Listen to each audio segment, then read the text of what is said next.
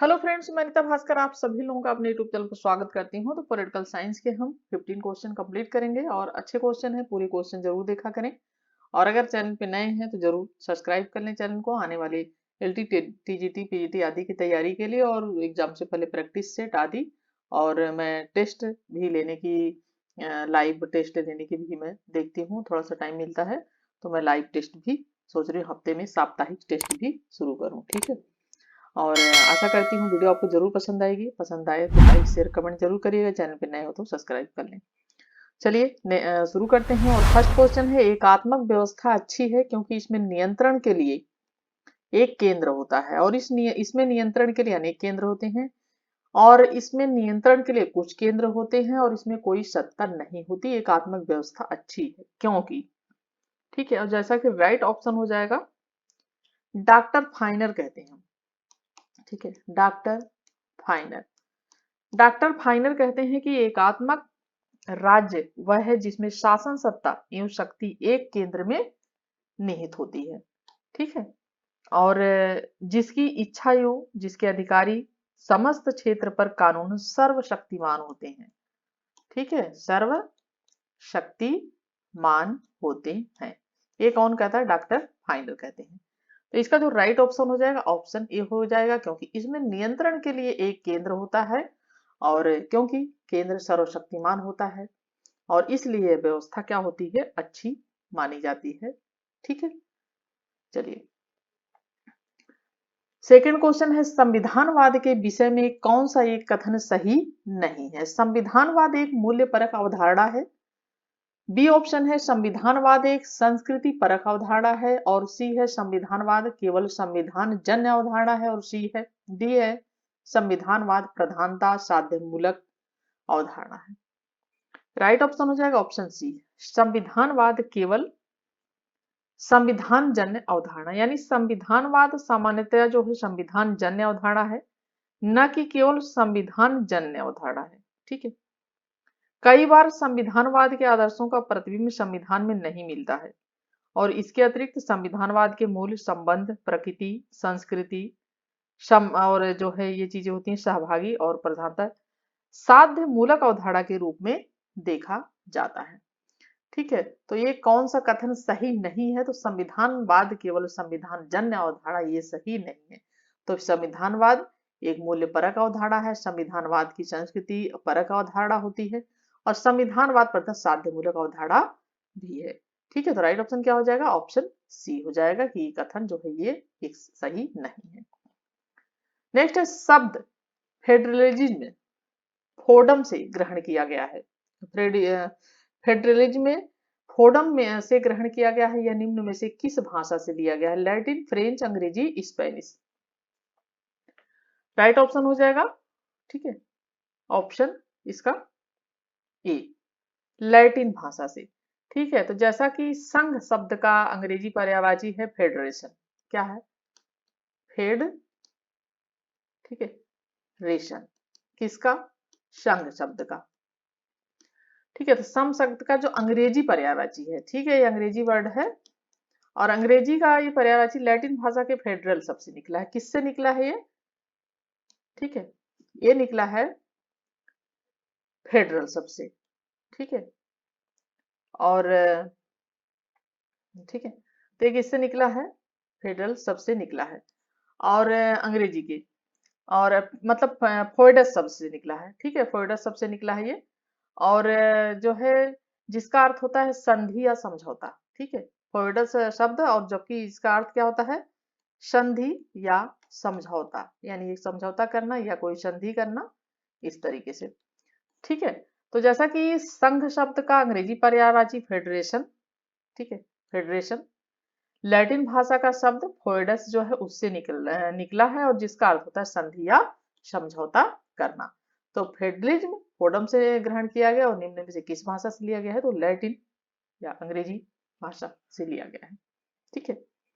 Fourth है, निम्नलिखित में से किस आंदोलन ने यूरोप में संवैधानिक सरकार के विकास में योगदान दिया? चार्टिस्ट आंदोलन, काउंसलियर आंदोलन, ट्रेड यूनियन आंदोलन, उपरोक्त में से कोई नहीं। और राइट ऑप्शन हो जाएगा ऑप्शन बी, काउंसलियर और जो है ये आंदोलन।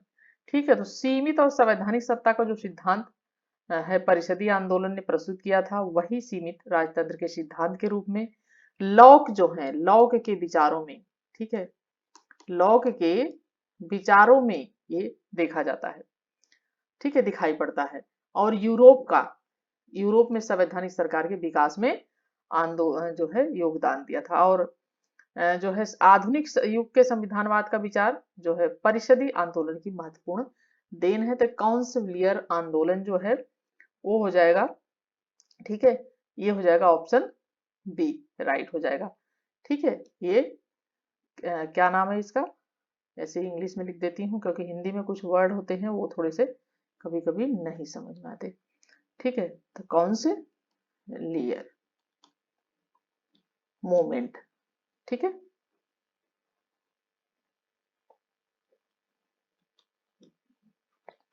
ठीक है, तो काउंसिलियर मूवमेंट या काउंसिलियर आंदोलन। और किस आंदोलन ने यूरोप में संवैधानिक सरकार के विकास में दिया था, तो काउंसिलियर आंदोलन ने दिया था। और यहाँ से लॉक के विचार भी इसमें दिखाई देते हैं, इस आंदोलन का प्रभाव पड़ा था।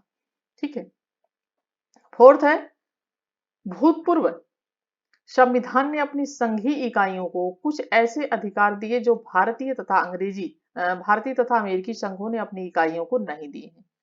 यह दो अधिकार थे, विदेशी शक्तियों के साथ संबंध स्थापित करना, संघ से अलग हो सकना, अलग सेना रखना, या फोर्थ है किसी क्षेत्रीय संगठन में सम्मिलित होना।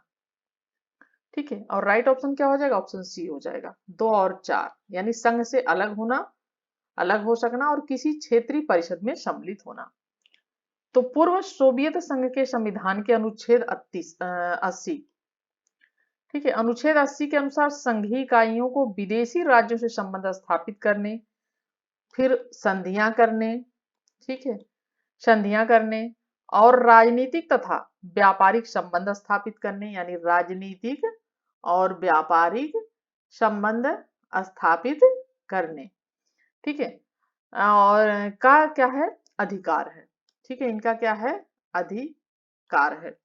और इसी प्रकार अनुच्छेद 72 प्रत्येक संघीय गणराज्य को सोवियत संघ से अलग होने का अधिकार प्रदान करता है। कौन सा अनुच्छेद, अनुच्छेद 72, ठीक है, 72। तो प्रत्येक संघीय गणराज्य को सोवियत संघ से अलग होने का अधिकार प्रदान करता है। तो भूतपूर्व सोवियत संविधान ने अपनी संघीय के कुछ ऐसे अधिकार दिए जो भारतीय अमेरिकी इकाइयों को नहीं दिए हैं। तो संघ से अलग हो सकना और किसी क्षेत्रीय संगठन में सम्मिलित होना, ये अधिकार नहीं दिए गए।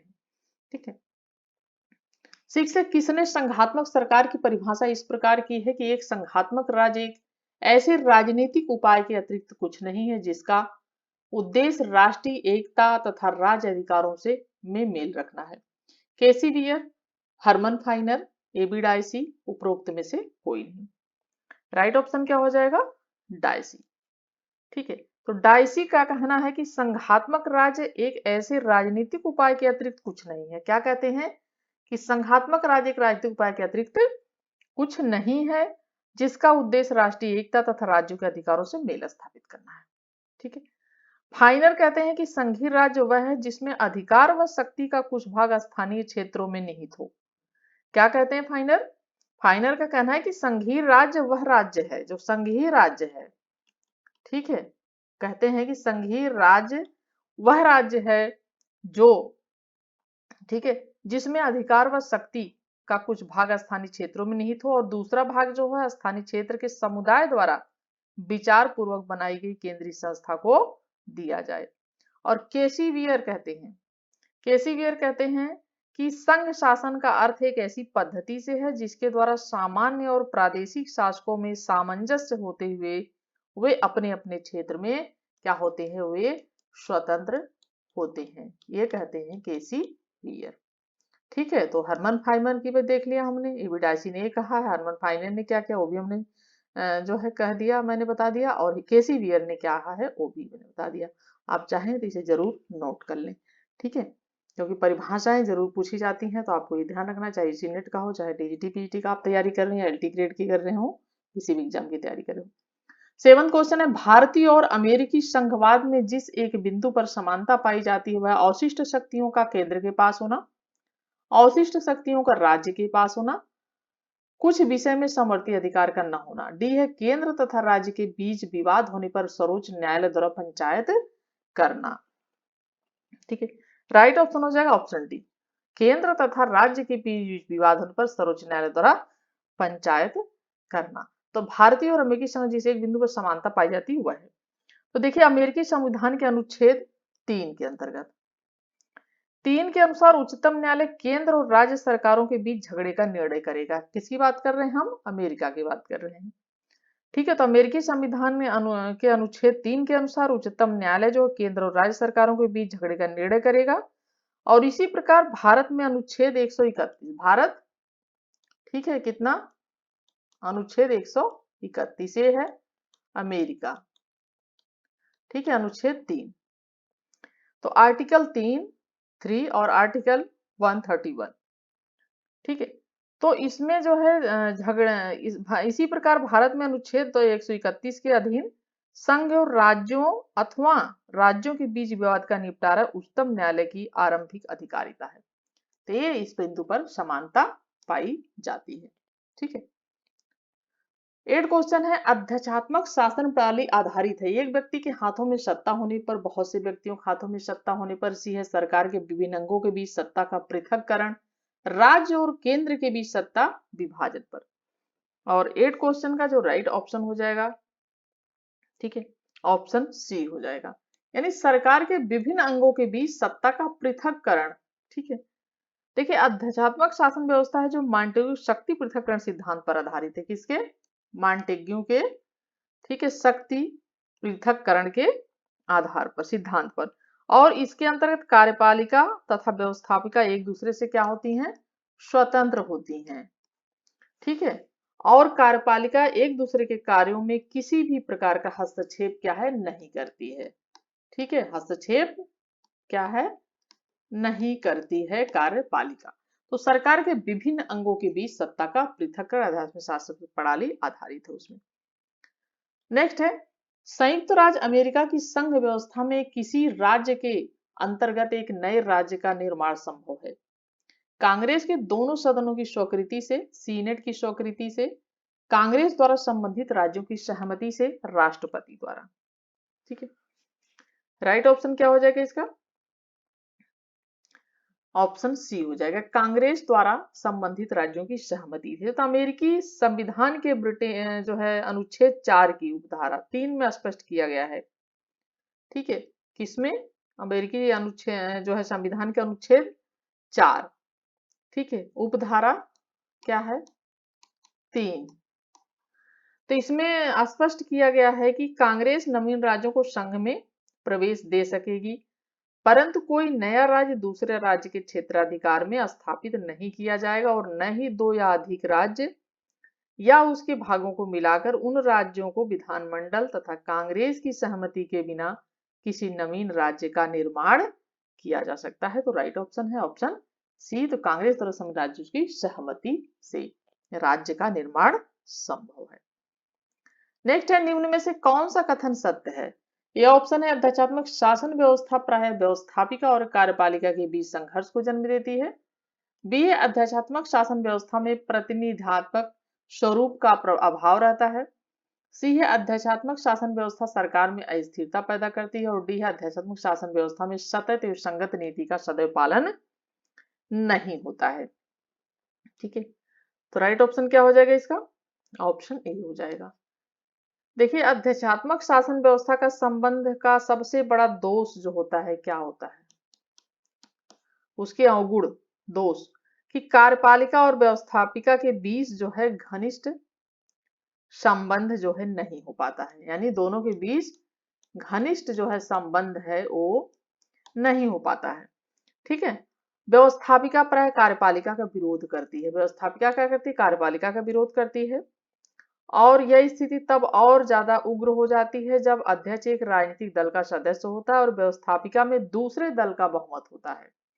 ठीक है, यानी उसमें एक दल का सदस्य होता है और दूसरे दल का सदस्य होता है। तदर्थात्मक शासन व्यवस्था पर व्यवस्था कार्यपालिका के बीच संघर्ष को क्या करती है? वो जन्म देती है।